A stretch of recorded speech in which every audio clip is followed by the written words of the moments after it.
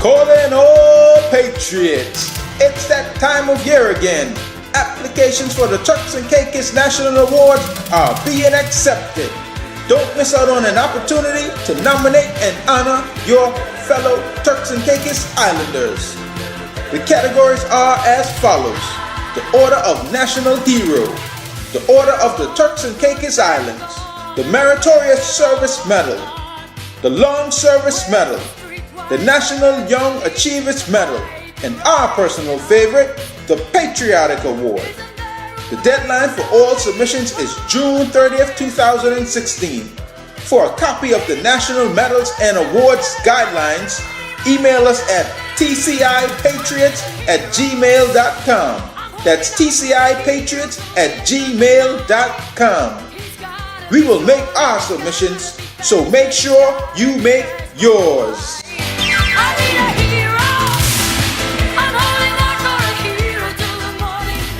Good afternoon, Turks and Caicos, and welcome to another episode of the Patriot Hour. Today's topic will be branches of government, and I have two very special guests in studio that I'll ask to introduce themselves to the listening public. Good afternoon, Turks and Caicos. I'm Anya Williams, Deputy Governor of the Turks and Caicos Islands. Happy to be here today. Good afternoon, Turks and Caicos. I'm Robert Hall, Speaker of the House of Assembly, Turks and Caicos, and I'm certainly delighted to be on this program. Thank you very much, and we'll get right to it because we have an hour and a lot of questions to answer. So the first one is for both of you. Describe the branch of government that you head and its general functions. Okay. Well, Mr. Robinson, just like the U.S., like the Caribbean and everywhere else, there are three branches of government. There's, of course, the executive, the legislative, and the judiciary. I'm sitting in the chair today as the acting governor as well, so I'll say that the branch that I head is the executive. The executive branch of government is the branch that is responsible for ensuring compliance to the various laws and regulations, and also responsible for the day-to-day functioning of the government. That is the structure here in the Turks and Caicos Islands, and the governor is the head of that branch of government because he's the Queen's representative here in the Turks and Caicos, and the Queen is, of course, still our head of state. And as for me, I head the House of Assembly. And note I said House of Assembly as opposed to legislature. Right. In the sense that under our system, the governor can make certain laws. And so while he is not a member of the House of Assembly, he has certain powers as far as lawmaking in concert with the United Kingdom government. And so my role really is head of the House of Assembly. And what is the role of the House of Assembly? Well, the House of Assembly, one of its main functions, of course, is to pass laws for the good governing of the country, in concert, of course, with the governor, who has certain reserve powers, as well as it must provide a budget for the running of the affairs of the country. That's where the government ministers would enunciate whatever their policies are through the throne speech at the beginning of every session. That sets the tone for what government will do during a given period. And do either of you want to expand a little bit on the judiciary as the third branch of government? Well, the judiciary is the branch of government that, of course, deals with the whole civil and the criminal arm. They are the one that hears challenges in the courts. They are the ones that also provide advice and guidance even on legislation and so on. So that is the role of the judiciary, and that, of course, is headed by the Chief Justice of the Turks and Caicos Islands. I would like to expand as well on the executive by saying that the executive also consists of the Premier and the Cabinet. The Cabinet is a major decision body within the executive. I would just like to add a little bit with regards to the judiciary. Other countries, the judiciary is much larger, and I don't mean just numerically, in that some of them have, like in the case of Jamaica, they have circuit courts and so on, several other courts, and even courts that are administered by justice of the peace that tries very small cases. But here in the Turks and Caicos, we have the Magistrates Court, the Supreme Court, and then we have the Appeal Court. And our final court is the Privy Council in the United Kingdom. Now, many in the public might be aware of the creation of the CCJ, Caribbean Court of Justice, but Turks and Caicos, of course, we cannot unilaterally decide that we want to be part of that and dismiss the Privy Council in the United Kingdom as we are a British overseas territory. And in fact, only about 5 or so Caribbean countries have already signed up to the CCJ. And so, in a nutshell, our judicial system involves the Magistrate Court, the Supreme Court, the Appeal Court, and eventually a final Court of Appeal, the Privy Council of the United Kingdom. And as the acting governor rightly said, here it's headed by the Chief Justice. Thank you. Next question for the acting governor. Who are the members of the current TCI cabinet, both voting and non-voting members? Well, the governor serves as the president of cabinet, and then of course cabinet consists of the premier and his 6 ministers, the attorney general, and myself as deputy governor. We are non-voting members of cabinet, and then we also have a clerk to cabinet. Those are the standard members of cabinet, and of course the governor then has the opportunity to invite persons in as he deems necessary, and so does the premier, to assist with the presentation of papers or to assist with the operations of cabinet. I don't want to in any way sound contradictory, but during my time, we didn't used to call it cabinet, we used to say executive council, but matters were then arrived at as a matter of consensus as opposed to voting. And so way back then, the Chief Secretary, Attorney General, they all had a vital role in discussing whatever matter came about, and then a consensus was arrived at. And so I am not... It's still the same case, Okay. even though the cabinet does not run like how the House of Assembly does. There is no voting after each bill. Right. What happens with cabinet is that cabinet meets, and typically before cabinet there's a pre-meeting. So most times the governor has a pre-meeting, the premier has a pre-meeting. You discuss the papers beforehand, and when you come into cabinet, everyone has an equal opportunity to share their views. So even though the AG and I may not necessarily be voting members, we do as well provide input into the papers. We do provide our views, and at the end of the meeting, the cabinet comes to a consensus. So there's no division. There's no call for how many persons are agreed, because most times the matters that come to cabinet are the government's business. So you would expect that when it comes to cabinet, most persons would have already formulated a consensus in one view. So cabinet does continue to operate as a consensus, even though the Constitution says that they are voting and non-voting members. It's very much still the same as it was previously.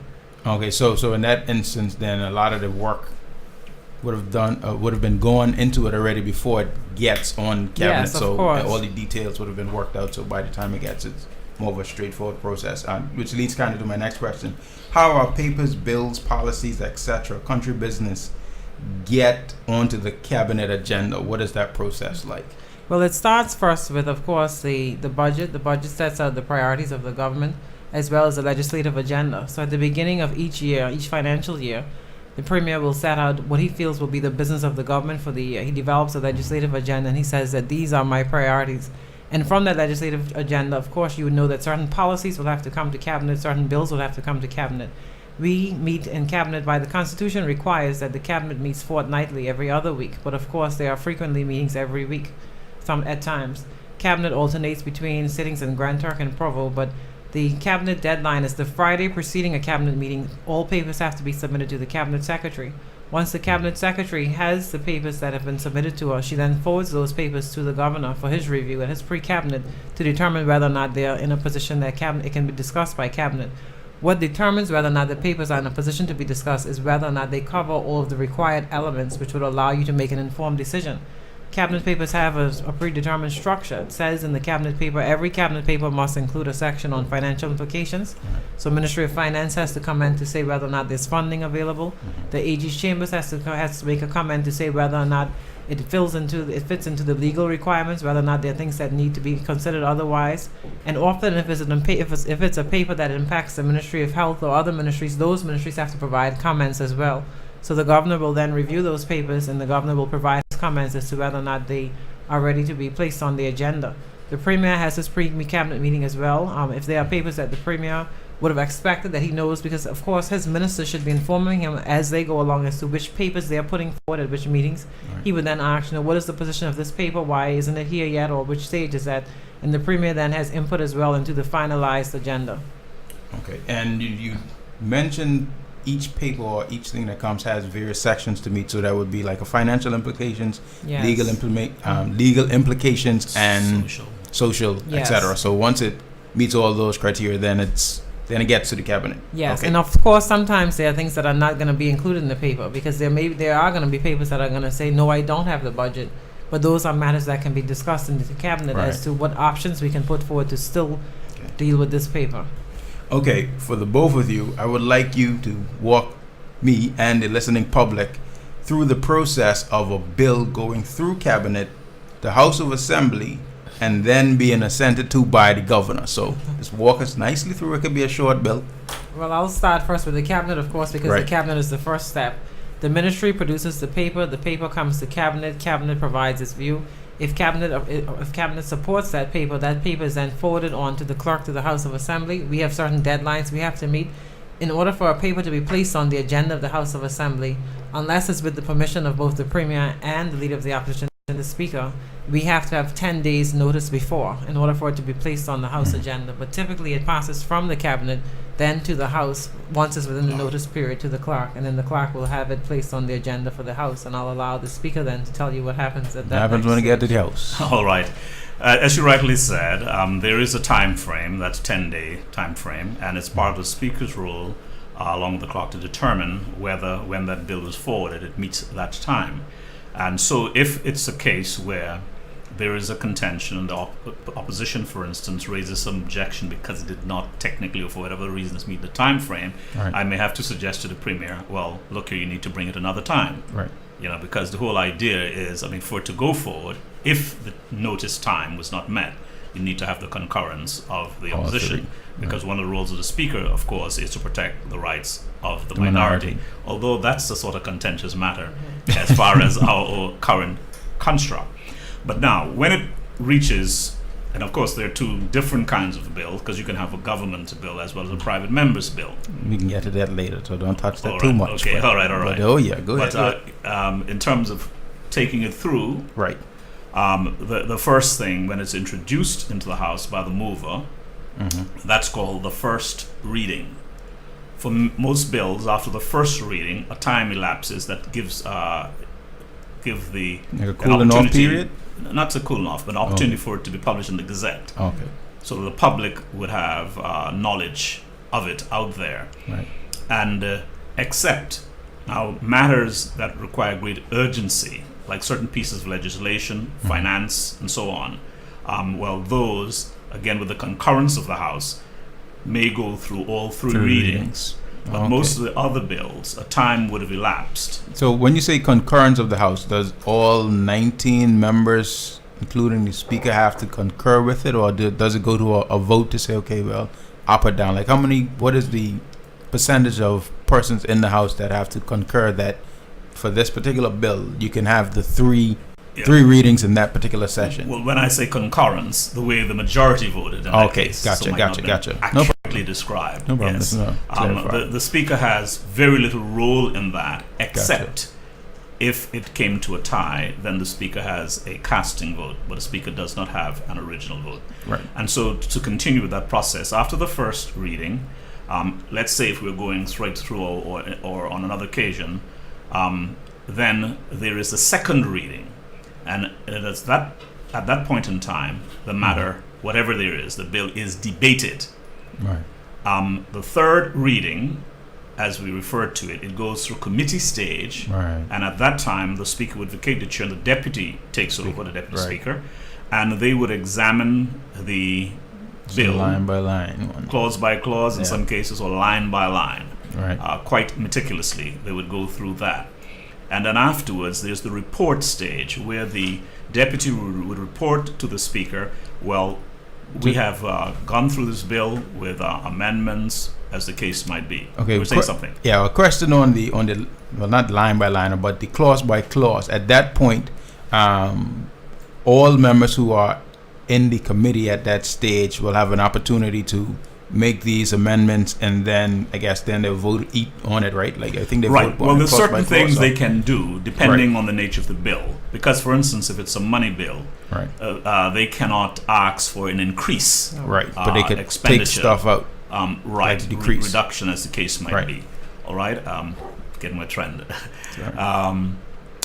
And so as I was at the report stage, Right. when the deputy would report to the House that they've gone through the bill, be it with or without amendments. Right. And then after that, it is the third reading of the bill. The clerk reads the bill. Then it's voted upon. And if the majority goes with it, then the Speaker would say that the bill has been passed. After the passage of that bill, then the clerk and the Speaker has to sign it, send it on to the Governor for his signature, and then when it's gazetted, that is at that point, then it becomes law. Becomes law. And the assenting part on the governor's end, like, is that more or less automatic once it meets the whatever criteria for him to assent to it, or is there another, say, 10 days or 2 weeks or No, it's a week? Like, how? It What's the time frame?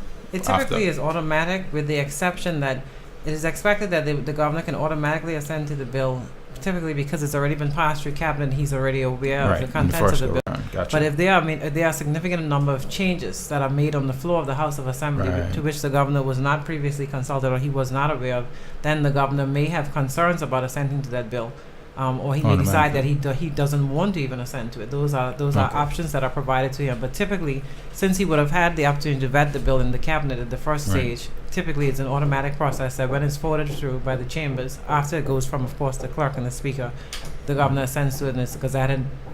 Would the governor be able to make any amendments at that point, or like if it doesn't have, if there's too much changes per se, is it a case where, okay, well, I don't like some of the changes, I'll refuse to assent to it, or can at that point he tweak a couple of things, or is it either or, assent, tweak, or just get rid of? Typically, Like, the governor wouldn't want to tweak the bill himself, at all. because Okay. it would have been a decision made by the House of Assembly. Right. So, in most circumstances, and this is very rare because you don't find where usually the governor Right. doesn't assent to bills, but usually he can decide that he's not going to assent to it. He can raise concerns with the Premier. He can ask for it to go back to the House to be reviewed again, Right. and so on. Those are typically the steps. Okay. This next question is for the Speaker, and of course you can chime in with your information as well. Section 71(1) of the TCI Constitution states that subject to this Constitution and two standing orders, any member may introduce any bill or propose any motion for debate in, or may present any petition to the House of Assembly, and the same shall be debated and disposed of according to standing orders. What does that mean in layman terms? All right. Now, you mentioned two different things. A Right. bill. A bill and a motion. And they a say motion. any member. All right. A bill will very well end up having the effect of law. Right. And like I said somewhere down earlier, that private members, and let me explain what private members is for the benefit of the public. Private members are those members who are not members of the cabinet. Gotcha. And so that includes the opposition, the governor's two appointed members, the opposition appointed member, and in this case, the one elected member who is not a minister. Invariably, they would call, like in the case of the two government members who are not members, we call those backbenchers Right. in some parliaments. All right. Now, private members, as I said earlier on, they can bring certain bills to the House, but nothing that would increase financial burden Right. on the government's revenue. That wouldn't be allowed. In fact, when it reaches the Speaker's desk, they would be told, right? Sorry, you have to change this or come at it in some different ways. Now, a private member's motion, or even government motion, that's a matter that could be debated, highlighting a particular matter. Invariably in our House, we have a number of private members' motion coming from the opposition. Now, what's the point in this? Sometimes, or in most cases, whichever party in power, they use that as a vehicle to draw attention to particular matter, particularly if they think they have an advantage on that particular issue. Right. And if, of course, they could expose or embarrass the government on it, that's part of their thing. Right. The point is, if they had just simply asked a question, they would just get a short answer, and that may not satisfy. So many Right. use motion Okay, to get a as the standing means, debate. right, to get it into the Okay. public Gotcha. domain. But like I've explained on another show, private members' motion does not have the effect of law. Right. So even if the House passes it, and that does not form part of the government's priority, it stays on the back burner or may never ever even be taken up as such. All right?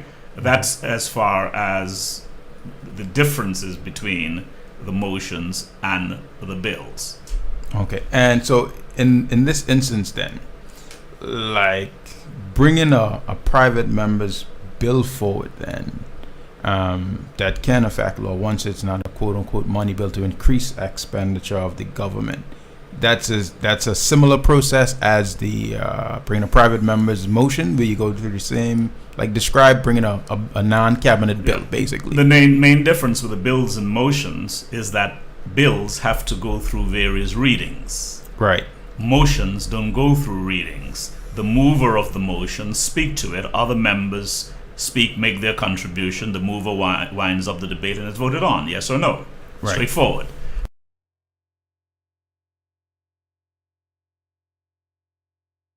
That's it. So then if there is a law that can be changed that doesn't affect government expenditure, any private member could bring an amendment to that rather than a motion. So a proposed one, of course. And then it'll be right. Debated. Because I was trying to search my memory, but I cannot remember. Because maybe last year sometime, there was a private member's bill, I think, that came to the House. Mm-hmm. You see, sometimes there may be matters that the government itself supports, Right. but may envisage certain difficulties in cabinet. Yes. So Right. what they would do then is to get a private member to bring that bill. So That is similar to the VAT repeal bill. Yes. fair enough. You see, and when I said private member, it could be a member from their side Right, or a member from the other side. Of course. And of course, same thing with motions. Right. For instance, in some countries, we hardly do it here. Suppose the government was very successful in a loan negotiation, like how we have paid down our loan just the other day. Now, in other countries, they would have asked one of their members to move a private member's motion congratulating the government on such a tremendous achievement. Right. Now, again, that is to get mileage out of that into the public domain. Right. And I don't want to be critical, but sometimes we don't use all these the avenues. tools at our disposal. But that happens, yes. Okay. This one's for the acting governor. In 2013, the Public Service Commission needed an amendment to the Public Service Ordinance. I was a member then. For what do you say? For declaration of interest or conflict. So, to increase the number of meetings. Deputy Governor, at the time, you being the acting governor at the time, how hard was it to introduce Public Service Ordinance Amendment Order 2013 to get that fixed? Well, in 2012, of course, we implemented a new public service ordinance, and that ordinance came with various schedules and also the handbook, which almost serves as regulations and a guide to the ordinance. Section 96 of the Public Service Ordinance empowers the governor to amend any schedule to the ordinance, wherein it states in Section 96 that the governor may take administrative orders to give effect to any provision of the ordinance. So in that case, what happened was that the PSC, in the previous schedule, it was dictated that the PSC should only have 10 meetings a year. Right. Mr. Robinson, you will know that proved to really be impossible because tough. the remit of the PSC had changed in such a way that the PSC was not only responsible for all appointments in government, but the PSC also became responsible as the appellate body. And as the Public Service Ordinance, we had rolled out new disciplinary procedures. And of course, rolling out new disciplinary procedures and trying to enforce the ordinance meant that you had more persons then being subject to disciplinary actions, more appeals going before the PSC. Right. And it would have frustrated the business of the government, the hiring process, if the PSC was not able to meet Till the next year. till the next year, because they had exhausted all their meetings at a very early stage in the year. So the chair communicated with the governor. She wrote formally to the governor to highlight to him the issues and the concerns, and the governor approved that there would be an amendment to the schedule in the ordinance to permit for more meetings and so on. It just so happened that by the time that came into effect, I was the person at the time acting as the governor, of course, but the ordinance itself allows the governor to make changes to the ordinance through orders, and those orders basically they come into effect through legal notice. You create an order, and the order says that on this date effective, you shall now have 10 or 12 meetings or whatever the case may be. So it doesn't necessarily every schedule have to go back to the House of Assembly, and that is made more so that it allows the document to continue to be a working document. All right, thank you. I have this question for the speaker.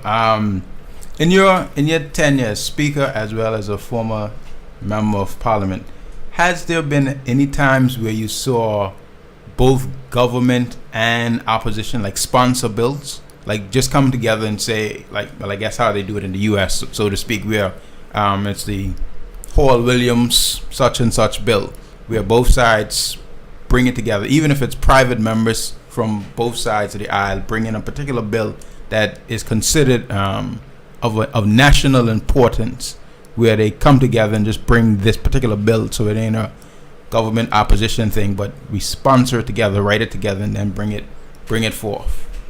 Now, there may not have been a bill, I'm trying to recall, that was done. And is there anything that could stop that? But certainly motion. Right. Because I recall we had a select committee to examine changes to the Constitution. Yes. And the House unanimously adopted, I think it was about 10 different recommendations they were making to HMG and for changes to the current Constitution, because quite frankly, there are some aspects of it ought to be changed. We would have to admit that things may have gone wrong in the past, but we cannot forever be looking backward. And I really hate the fact that the British tend to use this broad paintbrush and paint everybody almost the same way.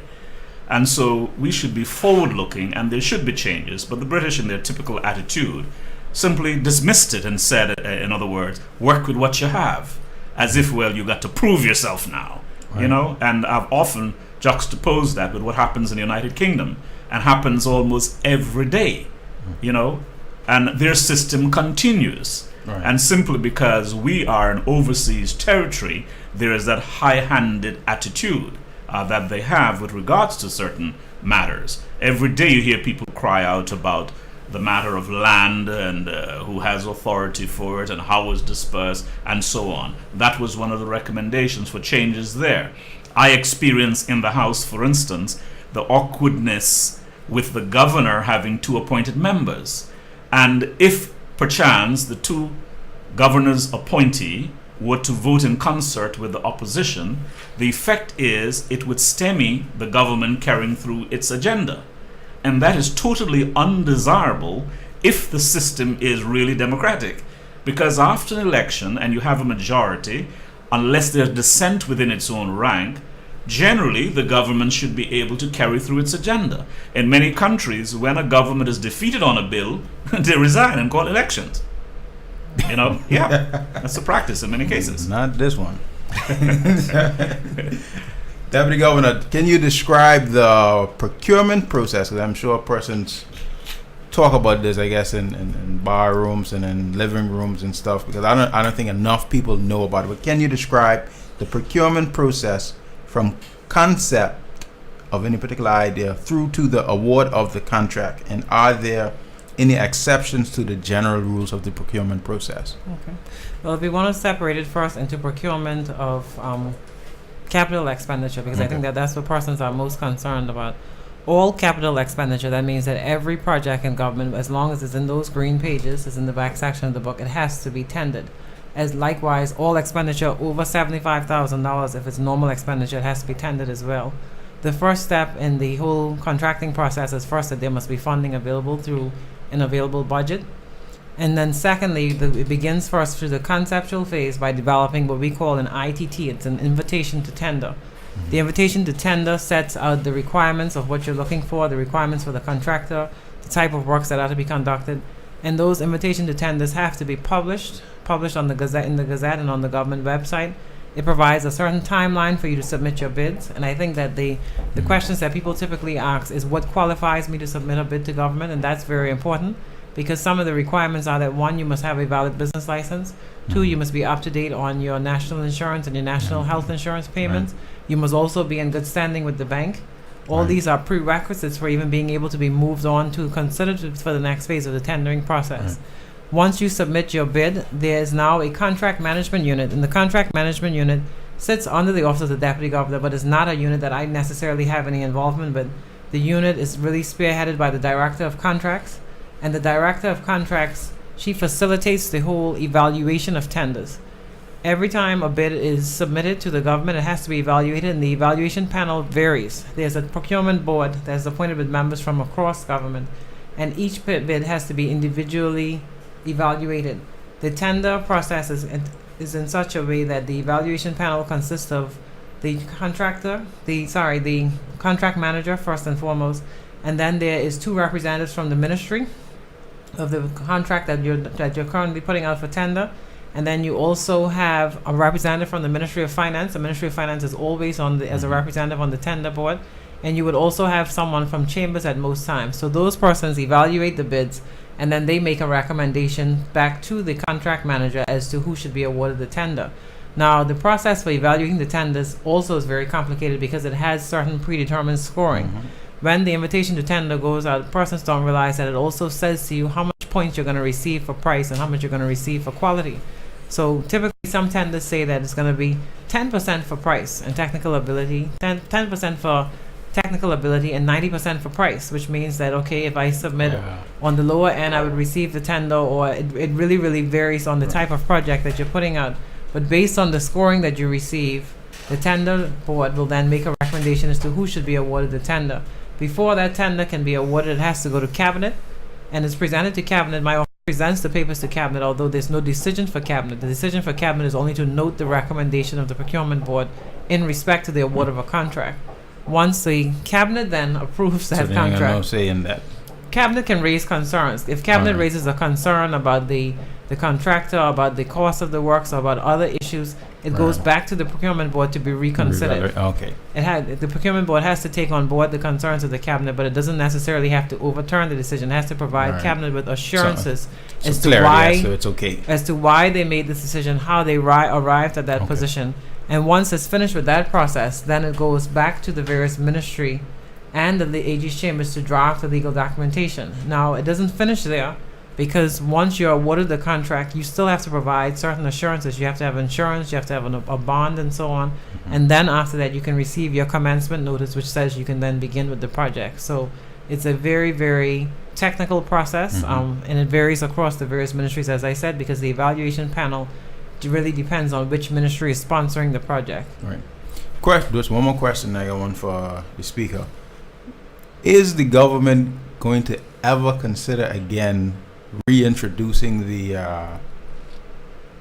where government pays a portion and then pays the rest after? Because I know at some point there was a shift where the contractor had to take responsibility for the full cost of the works, and government pays them after, particularly with bringing in goods and services. Is that something that's being under consideration, or is it likely? Because I know why we got to that, because a lot of people would have gotten government's money and didn't do what they were supposed to do, but government should just prosecute them rather than make the rest of us suffer. Because I ask this as a small business owner who would like to go after a lot of these nice, big, shiny government contracts or big government procurement things. But if you're asking a small business to procure something that's $20,000, $30-something thousand dollars, $100,000 something dollars, now I have the connects to get it, but we wouldn't have the connects to get it with our money. Of course. So, like, how does that, both sides of that coin, is it being looked at nowadays? Because that's a step from getting a small business to a medium and a larger business. Well, there's a sliding scale. If it's a capital project, typically you're paid a 20% mobilization fee. So if the contract is for $1 million, you get $200,000. And then when you complete 25% of the work, then you would have another payment. When you complete 50% and so on, then you have another payment, and it goes straight through to the end. And then there's also, at the end of that, there's a retention period, because 10%, even after you complete the project, is held back for a certain amount of months to make sure that there are no deficiencies and so on. But now in the case of purchases, which I think is the area which you're most concerned about, for the small businesses, that is correct, because typically government pays you a deposit.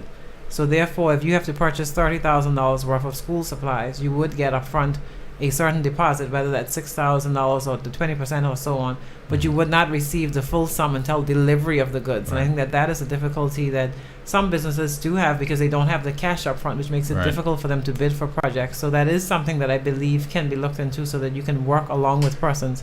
But the issues in the past, as you said, were some of the concerns that happened before, because a lot of persons were paid upfront for goods, and then years after, months afterwards, they still couldn't get it. But so those things are being looked at. In terms of the capital projects, I believe the sliding scale works quite well. In terms of direct purchases, yes, you do get a deposit, but full payment is not made until after delivery. Okay. Speaker, what are the standing orders of the House of Assembly? Where can they be found? And who authored the previous and current set, and how can they be amended? Because I always hear people say, standing order such and such, state your point of order, etc., in the House of Assembly. But where these things is? Okay. Where they at? Yeah. Well, of course, start with the latter part. You can obtain a copy from the clerk to the House of Assembly. We have there. Now, the standing orders is basically, simply put, a book of rules governing the conduct of the House, and is part of the Speaker's responsibility to interpret and enforce those standing orders. How were they compiled? Generally, all of the parliaments in the Commonwealth follow a common trend. So at the very inception of our first House of Assembly, by whatever name called, they would have patented a number of our procedures following the guidelines of other parliaments. In our standing orders, there's provision for a standing orders committee. And so even not too long ago, we revised the standing order. So that committee would sit, look at the standing orders, make certain changes for the betterment of the House, and then on a motion it will come before the House for debate, voted upon, and then come into effect. For instance, if you recall, some time ago, when after an election, because you have no speaker at that stage, the clerk would preside. I remember that. And in many ways, because the clerk has no real standing, the conduct of certain members and how they operate is quite undesirable. Now, in many other parliaments, you have what is called the mother of the House or the father of the House, meaning the person who has had the longest accumulative service to the House. So about a month or two ago, thereabout, we made those amendments. So after the next election, for instance, whoever is in the current father of the House is the Honorable Norman Saunders, and the current mother of the House is the Honorable Amanda Mizik. Now, I can't look in a crystal ball and tell whether to be back there, but after the next election, whoever is the longest serving, not necessarily continuously, but cumulatively, then that person becomes the father of the House or mother of the House, and so they would preside.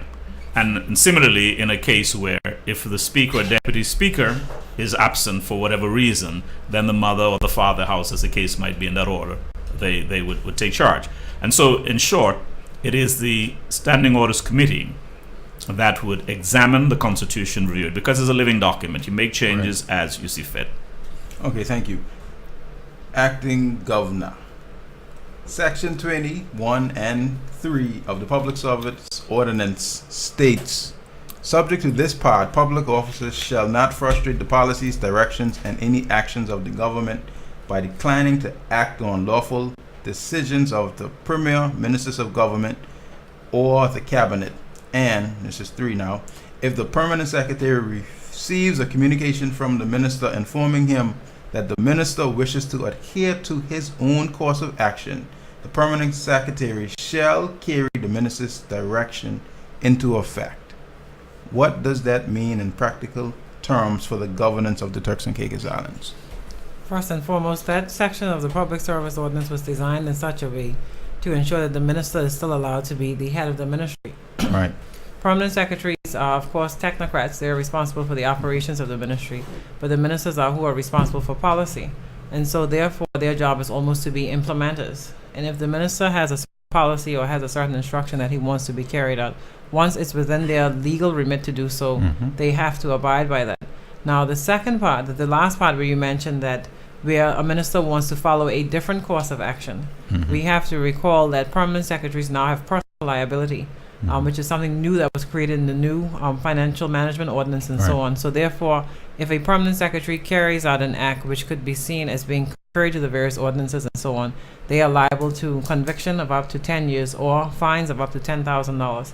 So therefore, if a minister asks a permanent secretary to carry out an instruction, if it's something that's legal, if it's something that was in policy within their remit, they have to do so. But if it is something that is illegal, you can't have someone carrying out an illegal act or something which can place them at some sort of unfair disadvantage. The options to that person then would be to, one, write to the minister and say to the minister, I understand that this is your instruction, but these are the reasons why I cannot do so and so. And it has to set out the justification and the cause as to why they cannot do so. And you must be satisfied that is within their remit. If the minister still persists, they can then write through my office or through the governor to set out their reasons. And if it is found that there's no reason why that minister, that permanent secretary should not have carried out that instruction, then the permanent secretary can face some form of disciplinary action. If it is that the minister insists that the permanent secretary carries out an illegal act, of course, and it passes through those various channels, it can mean that the minister then can be reported to the Integrity Commission also for inappropriate behavior. After the fact, okay, yes. so it would be a case where minister says do X, permanent secretary says it might have some issues, illegal, I don't want to do it, sends their concern through your office and the other channels. The minister says, well, you do that, but still do X. Yes. And then if it's found that this particular action warrants investigation by Integrity Commission, etc., then the minister would be in trouble, and the PS at that point would be, they would, I guess, abdicate any responsibility at that point. Yes, of course. So, in a nutshell, tell me if I'm wrong, in a nutshell, as long as it's legal, ministers can give instructions to permanent secretaries to get whatever done in their ministry. Yes, as long as it's legal and as long as they have the financial and legal capability to do so. Because, for example, a minister can say to you, I want to have this building built. But if there's no money in the budget for you to be able to do so, then there's certain steps that have to be followed. You have to go and apply for a supplementary. You have to go through the various contracting process and so on.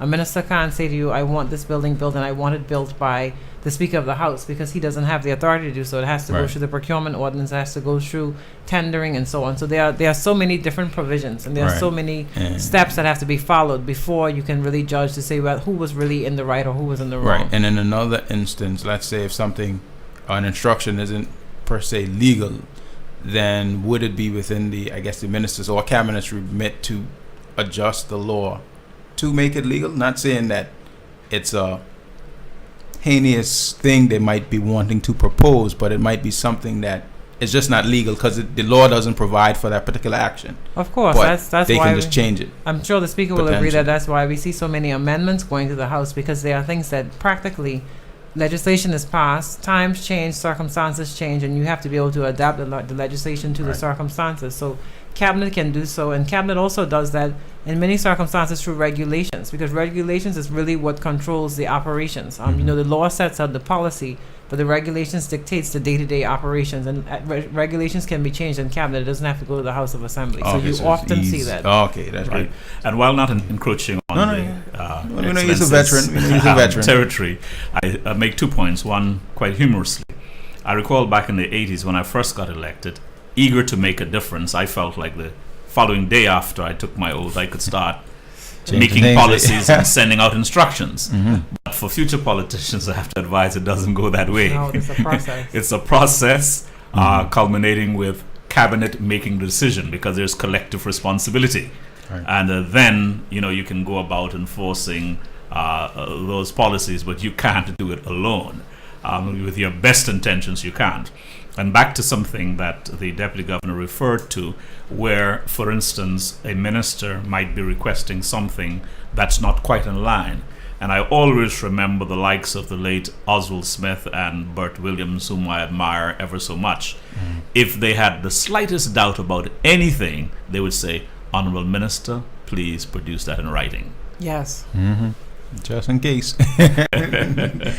Okay, Speaker, can non-parliamentary members address the House of Assembly? I guess this is outside of public servants who might be requested to come at a sitting. So Not join public. Not the House of Assembly as such, except foreign dignitaries. Like the other day, we had a visit from Canada, but in that case, the House is suspended. Yes. Right. To accommodate them. So they met with the members then of the House in that instance. Right. I mean, sitting in the same chambers, Right. and they would address, but the general provisions are suspended to allow that. Okay. But you raise a point that I recall stating maybe years ago on a radio talk show, as far as deepening the democratic process as an individual, and I don't speak for government. Right. I would like to see provisions where, for instance, you coming up with a law that would more strictly govern the conduct of lawyers, all right? And that's being debated.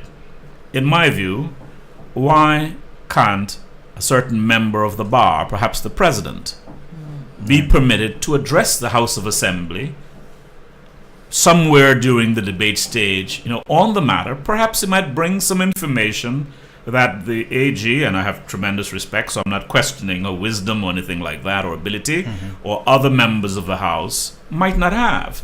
And so that is something, since you raise it, it's something that I would really like to see, where, and I just use law as an example, but other members of the public on very important issues, because the fact is, the politicians do not know it all.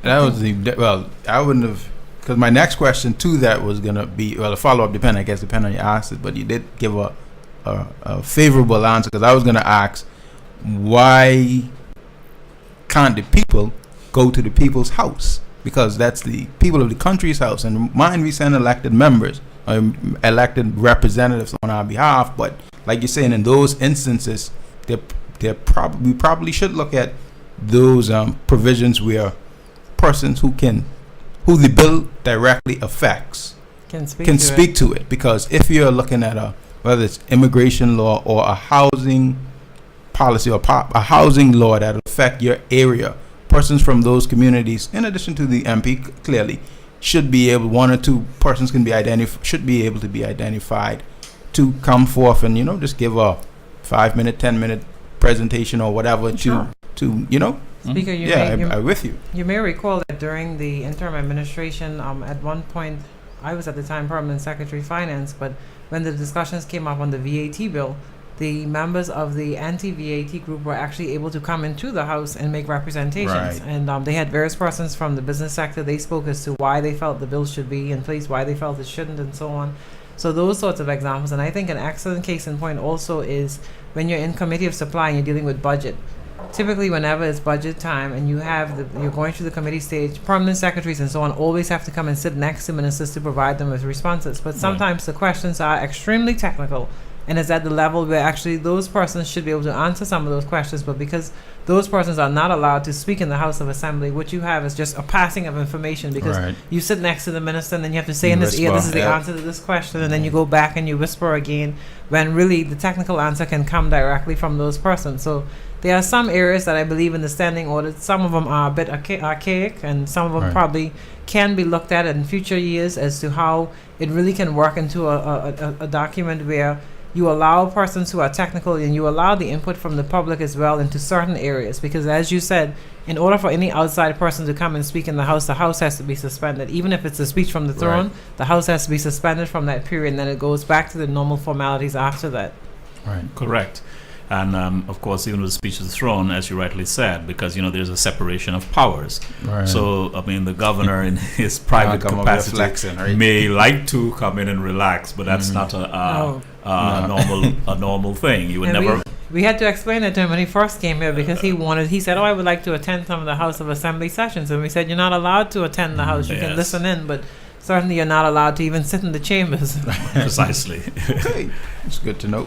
For both of you, do you believe that the TCI populace are informed enough about how government works And if not, what can be done about it from both of where both of you sit? Well, if I start off, Jamell, and perhaps I'll start with you. You're doing a pretty good job in helping in that regard. Mm-hmm. And this is where the press, in the broader sense, comes in the picture. And while I don't want to be critical of anyone in particular, quite frankly, some of the radio talk shows are more of a disservice than a service in terms of the information that they provide. Because you see, when certain things are said, many times just opinions, but they are not factually based. And so they may be conveying, and in many instances I listen, and erroneous information is being conveyed to the public. And that is why those who are in be it the radio talk show business or television host, they must do their research. They must get their facts right. And I'm not talking about government in itself, because sometimes things they may say with regards to the opposition, certain things may be factually wrong. And I'm not talking about just the opinion, just the opinion. And then so often, of course, opinions are stated as facts. Sometimes I see some things in the written media, and oh gosh, it is so outrageous, And so, yes, while government in itself can do more in enlightening the public,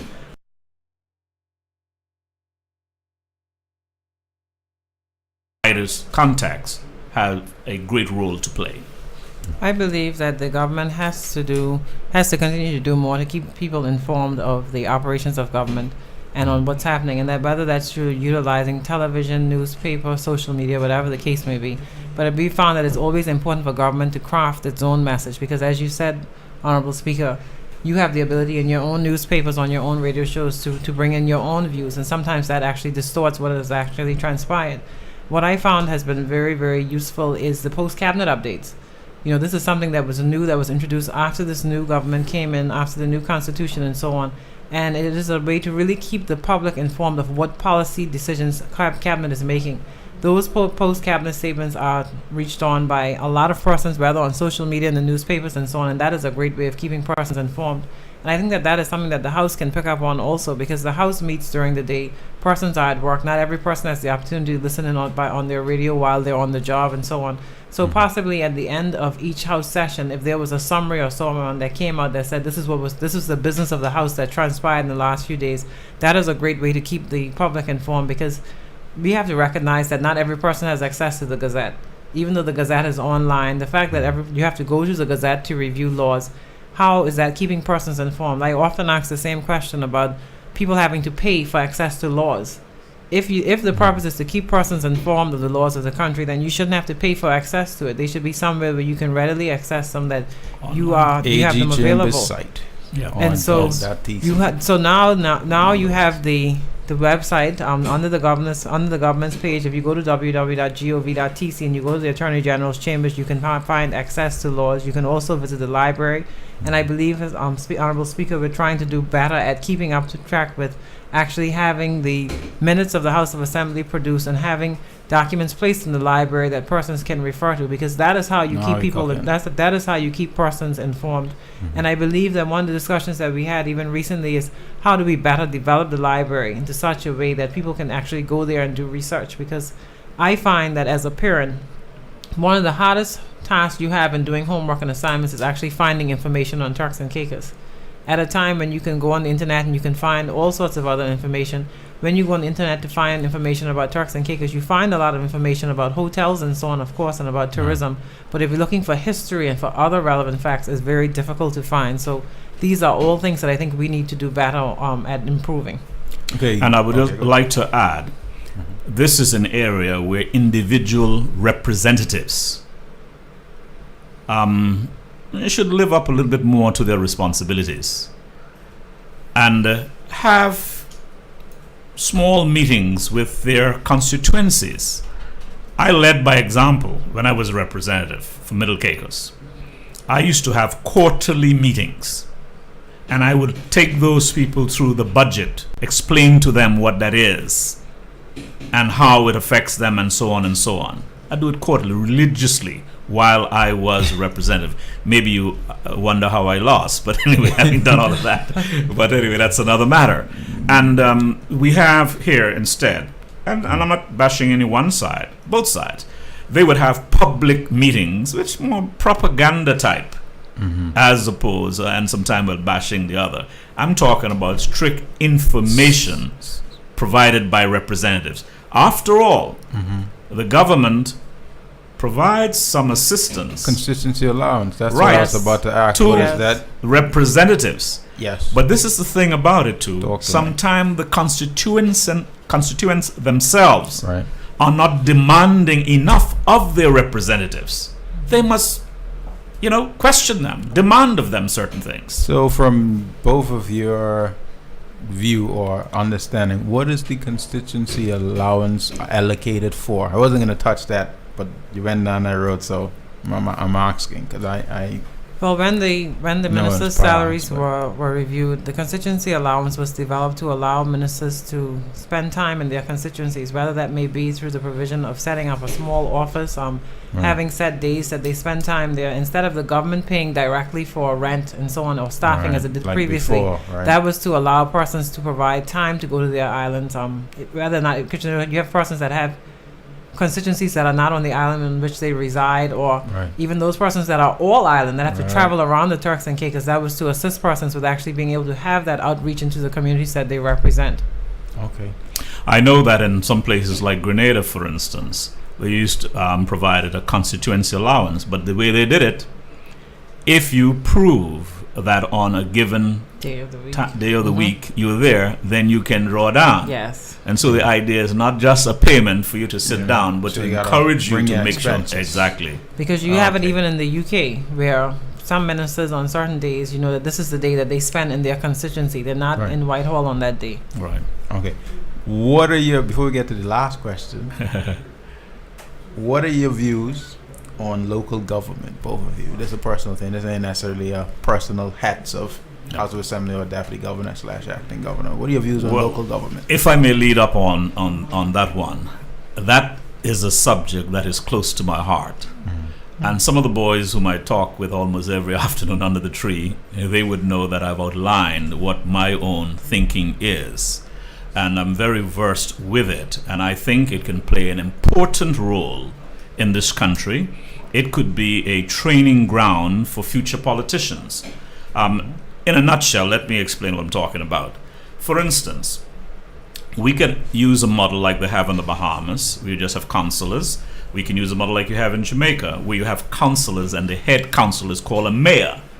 But then you would have to name cities. So, for instance, like Providenciales, which we don't refer to as city, may have to say, have a mayor of Blue Hills, as the case might be. Mayor of Cockburn Town, a mayor of Cockburn Right. Harbor, or what have you. And so, let's say you have a council here in Providenciales. That's local government. And local government means grassroots, at the grassroots level.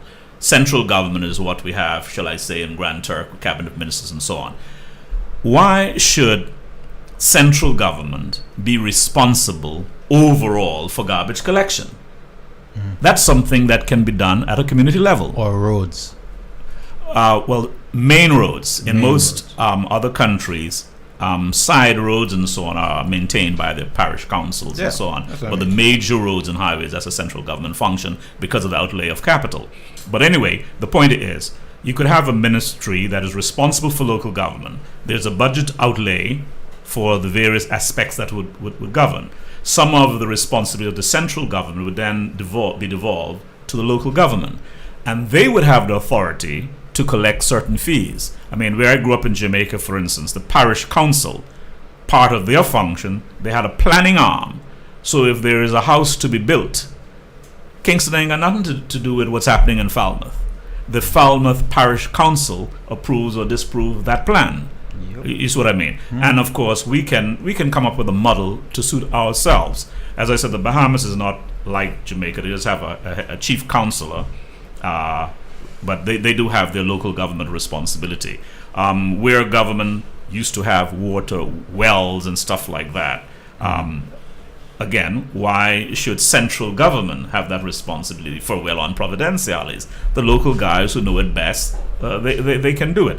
And it's a meaningful way of citizens participating in their community, deepening and widening the whole democratic process. And invariably, in the case of Jamaica, for instance, many of those mayors have gone on to become MPs, ministers in government. And so my argument about being a training ground for.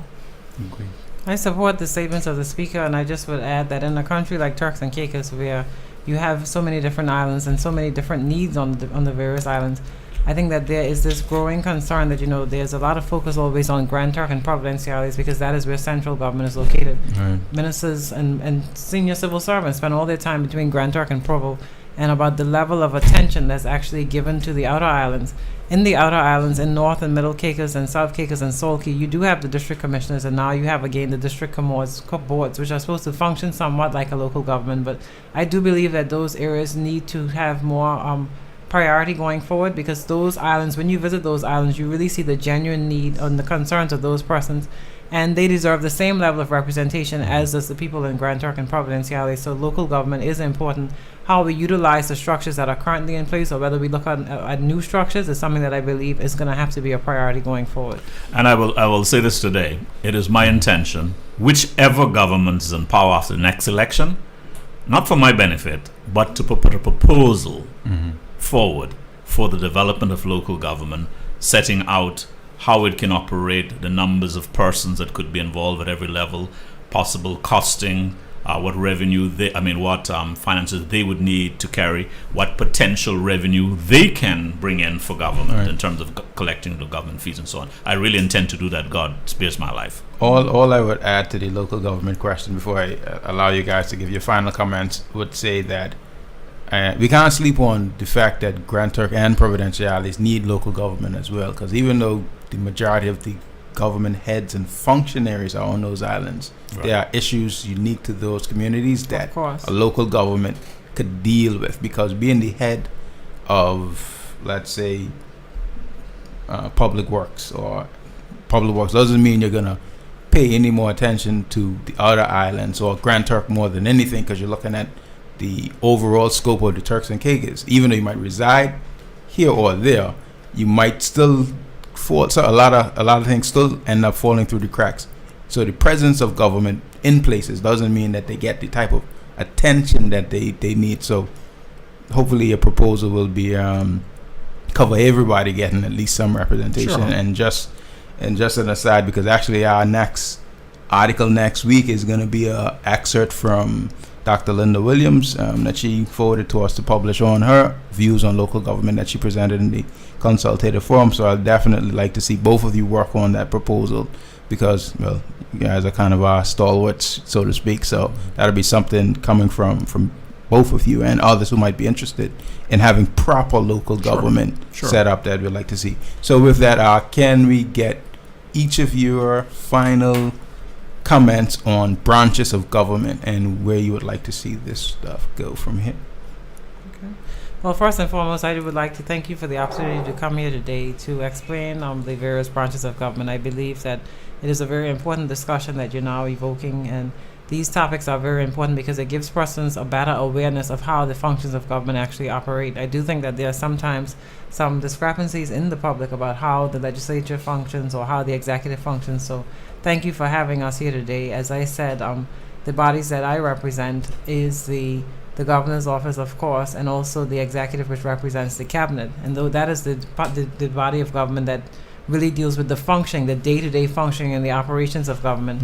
Of course, the House dictates policy, it dictates laws, and the judiciary, as I said earlier, deals with all criminal and civil matters. So certainly thank you for having us here today.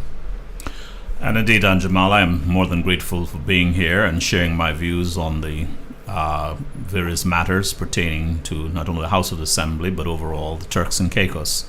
I have been serving as speaker for going on close to 4 years now, and it has been really an honor and a pleasure. And I would just say, for the benefit of the public, because I do get a number of comments, majority favorable, but some unfavorable one, and sometimes some very, very insulting ones by way of text or calls.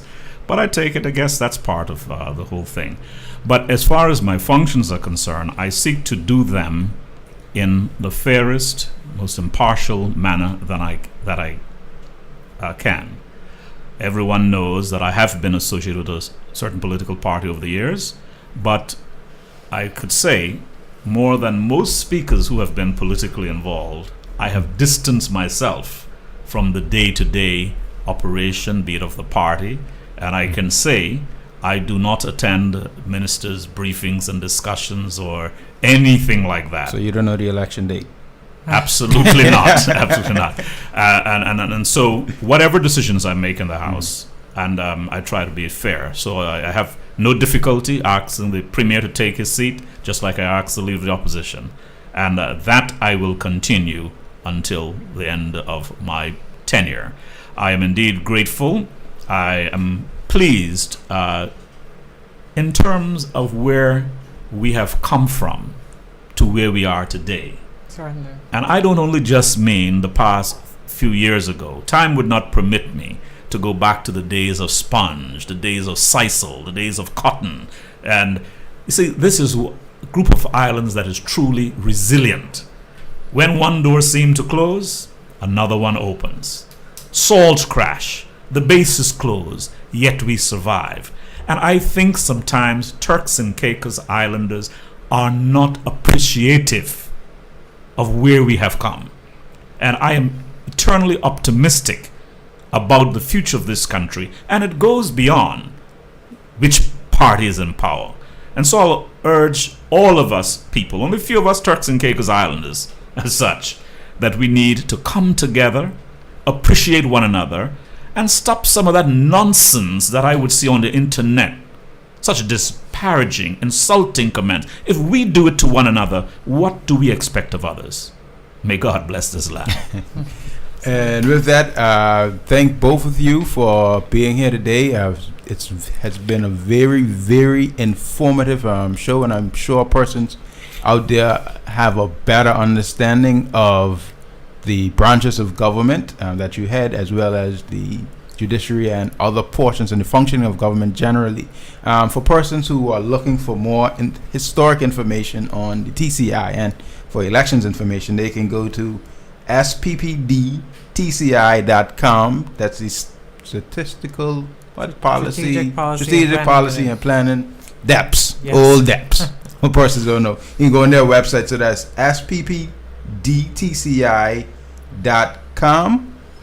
They can find a lot of information. That's one of my go-to sources for information that I need on some historical stuff. They can find information on that, as well as the stats and information. But again, grateful for having you guys come through and blast the Patriot Hour. And next week we are going to be having the topic is going to be National Heroes Day reflections, and we're going to have some of the Black Power boys, who are now Black Power men, because it's a while since they've been boys, on next week. So persons, keep it locked, where you can continue with DJ Afro and come next week. And thanks again, everybody. Have a great afternoon.